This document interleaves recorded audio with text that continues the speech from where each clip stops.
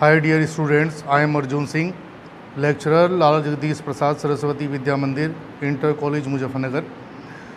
Dear students, we shall study a new story, The Addresser, written by Marga Minko, who is a Dutch journalist as well as a writer.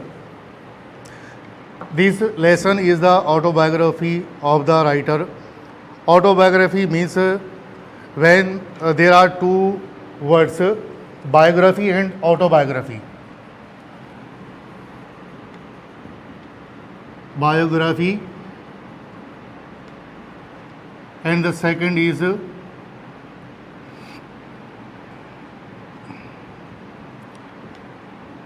autobiography.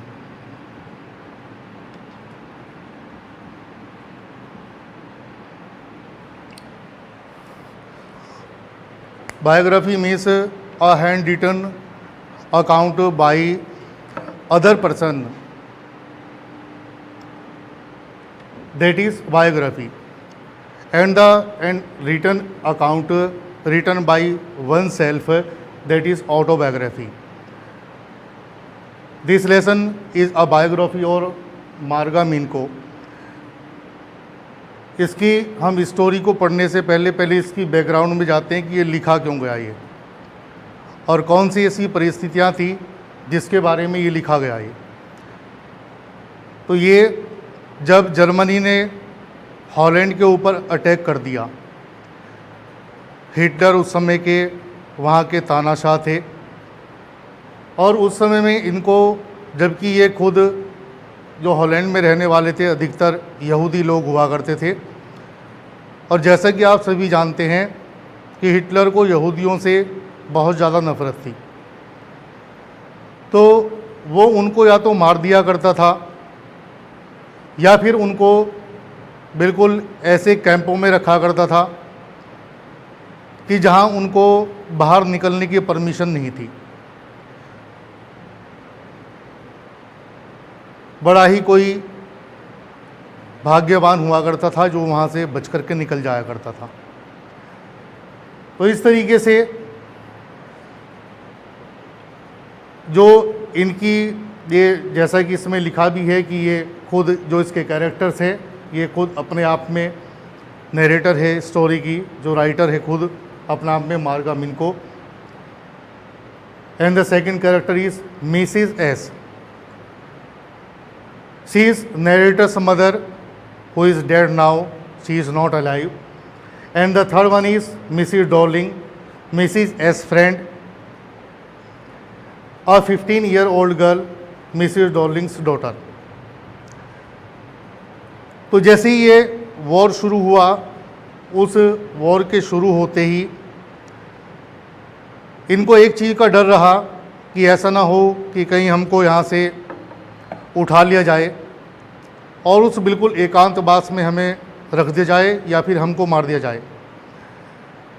तो इस डर की वजह से जो ये Mrs S है, वो अपना जो सामान है, घर का जितना भी कीमती सामान है जिसको उनको खोने का डर है, वो सामान मिसिस डॉर्लिंग को सौंप देती है.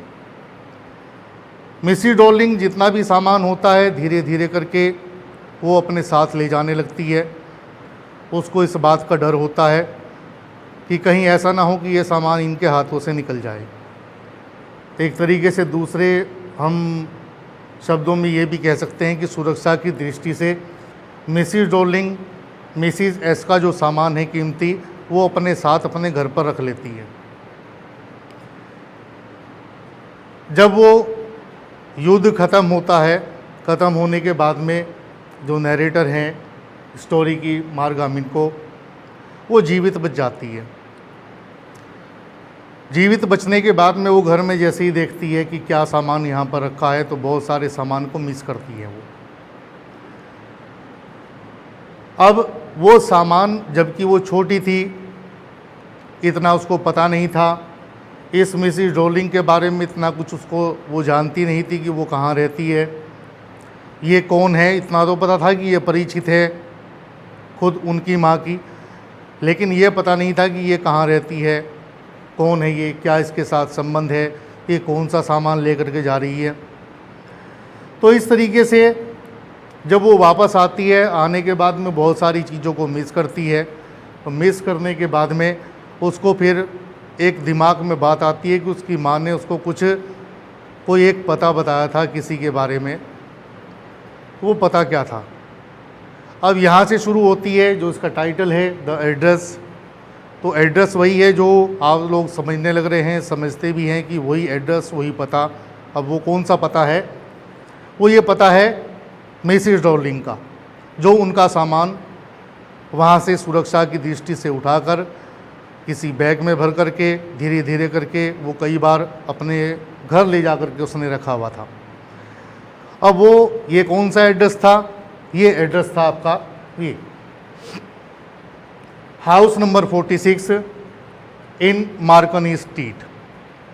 ये पता उसको याद आता है क्योंकि ये पता उसकी माँ दे करके उसको गई थी कि इस पते को ध्यान रखना। अब यहाँ से ये इसकी स्टोरी की बैकग्राउंड है। अब यहाँ के बाद से स्टोरी की शुरुआत होती है। स्टोरी में क्या है? जैसे ही उसको पता चलता है कि हाँ ये एड्रेस उसके ध्यान आता है, तो वो उसकी खोज में निकल पड़ती है। And this time the narrator of the story is in front of the door of Mrs darling. She knocks at the door and Mrs. Darling opens the gate.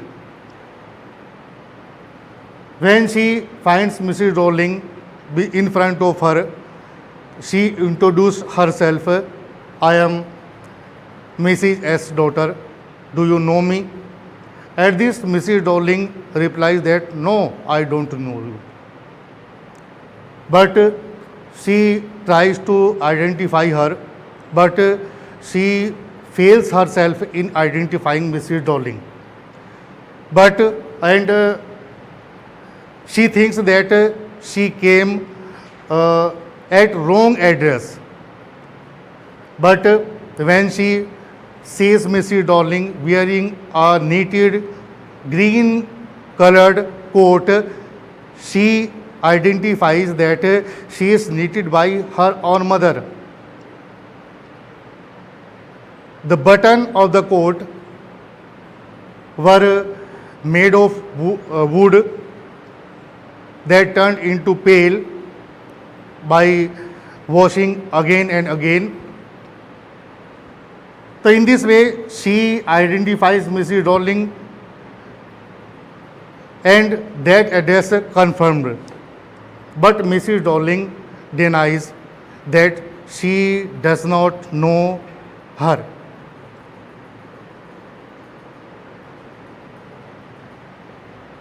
इस तरीके से वो कई बार कोशिश करती है कि वो उसको पहचान ले, लेकिन वो उसको पहचानने से मना कर देती है।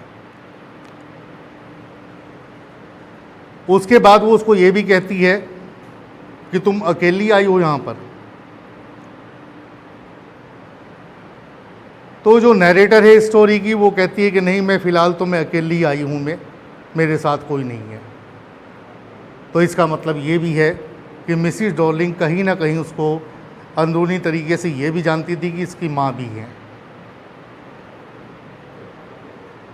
जब वो कोई उसको रेस्पॉन्स नहीं देती, उसको पहचानने से मना कर देती है, तो वो वहाँ से चली जाती है। जाते हुए वो रेलवे स्टेशन पहुँचती है वो, क्योंकि वो ट्रेन से ही वहाँ पर गई थी, इसी पते पर, हाउस नंबर 46 इन मार्कनी स्ट्रीट।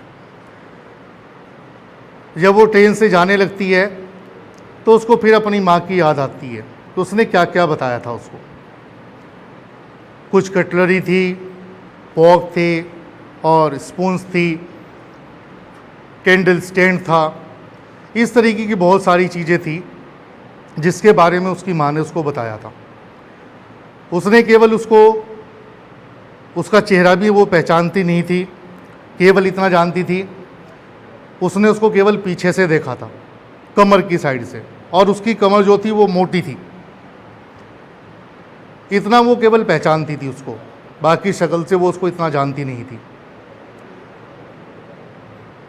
जब वो वहाँ से जाने लगती है तो बहुत सारी बातें उसके ध्यान आती है, घर पहुँच जाती है, जबकि उसको कोई इंटरेस्ट नहीं है इन सब बातों में कि वो इतने सामान का करेगी, क्योंकि वो खुद एक तरीके से देखा जाए तो उसको इतने सामान की ज़रूरत नहीं है। अब वो खुद भी कहती है कि मैं इस सामान का करूँगी क्या, इसका मैं इतना मेरे यूज़ का सामान नहीं है ये।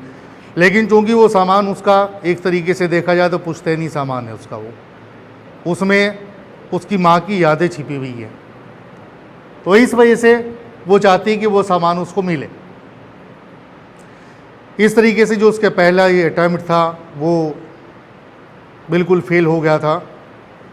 मिसेस डॉर्लिंग ने उसको पहचानने से इनकार कर दिया। उसने इसको साफ कह दिया कि आई डोंट नो यू। उसने एक बार दोबारा उसने अपना प्रयास किया कि दूसरी बार जाए, वो हो सकता है कि अब वो उसको पहचान ले। इस तरीके से वो दोबारा फिर जाती है वहाँ पर, लेकिन अब की बार उसको वहाँ पर मिसेस डॉर्लिंग नहीं मिलती। उसको एक लगभग 15 साल की एक लड़की है, वो उसको घर पर मिलती है। जब वो दरवाज़ा खटखटाती है, दरवाज़ा खुलता है। खुलने के बाद में वो लड़की दिखाई देती है उसको। वो पूछती है उसकी माँ के बारे में कि आपकी माँ कहाँ है। वो कहती किसी काम से वो बाहर गई हुई है, और बैठिए मैं चाय बना रही हूँ, तुम भी पीना, और माँ के लिए भी चाय बना रही हूँ मैं। तो इसका मतलब ये था कि वो कहीं ना कहीं पास में ही गई हुई थी, कहीं दूर नहीं थी वो। लेकिन इतना कुछ होने के बावजूद भी वो अंत तक उसकी माँ यानी मिसेस डॉर्लिंग घर पर नहीं आती। जैसे ही वो उसको अंदर जाती है लेकर के, लिविंग रूम का दरवाज़ा खोलती है, तो वहाँ से एक अजीब तरीके की, बिल्कुल जिसको हम साधारण भाषा में बोल देते कि उमस, यानी कमरा बंद है और उसके अंदर एक अजीब सी महक सी पैदा हो जाती है। इसी तरीके की महक जो है उसके अंदर से कमरे के आने लग रही है। तो बात जाहिर है कि उस कमरे के जो सामान है उसका वहाँ का, उसको वे अक्सर यूज़ नहीं करते और वो कम खुलता है। तो वहाँ पर बहुत सारी चीज़ों को देखती है वो और उसको पहचानने की कोशिश करती है, और उस कमरे में जो अधिकतर जो चीज़ें थी वो सभी की सभी चीज़ें उनकी अपनी ही थी। वो वहाँ पर क्या मिलता है उसको, वहाँ पर जैसी वो कुर्सी पर बैठती है तो सामने मेज़ है, और उस मेज़ के ऊपर एक वूलन क्लॉथ है। उसको वो पहचान लेती है कि ये हमारा ही है ये। लेकिन पहचानने का जो उसका तरीका था वो क्या था कि ऐसा तो कुछ और भी हो सकता है किसी के पास, लेकिन उनका जो वूलन क्लॉथ था वो जो उसके ऊपर डाल रखा था वो उनका पहले कहीं ना कहीं किसी कैंडल से वो जल गया था वो। तो उसके ऊपर वो हाथ ऐसे लगा करके कोशिश करती है कि कहीं वो जलने का निशान उसको कहीं ना कहीं महसूस हो जाए। जैसे वो हाथ घुमाती है उसके ऊपर तो वहाँ से उसको खुरदरा महसूस होता है। तो उसको ये कंफर्म हो जाता है कि ये जो कपड़ा है इसके ऊपर ये भी हमारा ही है। इस तरीके से उसने बहुत सारी चम्मच देखी वहाँ पर, वो कैंडल का जो स्टैंड था वो उसने देखा दीवार पर वहाँ पर लगा हुआ। तो ये सारी चीज़ें उसको रिमाइंड कराती है उसकी माँ की। दोबारा फिर वो अपनी माँ की यादों में खो जाती है और उस सारे सामान को वो बिल्कुल आँखों में देखने लगती है कि लगता है कि सारा का सारा हमारा सामान इन्हीं के पास रखा हुआ है। इन सभी चीज़ों को देखते देखते वो फिर उसकी वेट करती है माँ की। लड़की भी बोलती है कि रुके रहो माँ के आने तक, लेकिन उसको वहाँ पर वेट करते करते उसको ट्रेन की याद आती है कि हाँ ट्रेन का टाइम हो चुका है आने का, तो कहीं वो देर ना हो जाए, उसकी ट्रेन ना निकल जाए। और इस तरीके से जो है वो वहाँ से चलने लगती है। लड़की रोकने की कोशिश करती है, लेकिन वो फिर भी जिद करके चली जाती है कि मेरी ट्रेन है। तो ये भी वो समय था।